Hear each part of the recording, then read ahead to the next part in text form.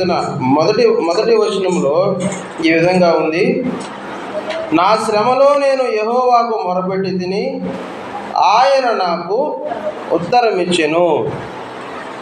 యాత్ర చేస్తున్నప్పుడు కావచ్చు, శ్రమలు లేకుండా ఆయన జీవితంలో అనేకమైన శ్రమలు వచ్చినప్పుడు ఈ కీర్తనాకారుడు దేవునికి మొరపెట్టినట్టు. ఎప్పుడు శ్రమ కలిగినప్పుడు, శ్రమ వచ్చినప్పుడు నేను దేవునికి మొరపెట్టిన దేవుడు ఏం చేసిండంట ఆయన నాకు ఉత్తరము ఇచ్చిండు.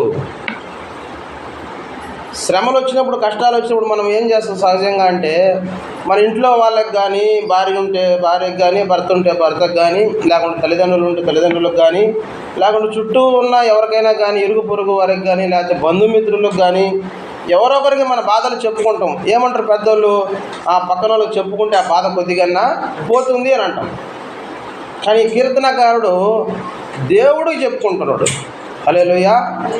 అంటే ఇప్పుడు మనము మన బాధలు, మన కష్టాలు, మనకు శ్రమలు వచ్చినప్పుడు ఎవరికి చెప్పుకోవాలి? మొట్టమొదటిగా ముందు దేవుడికి చెప్పాలి.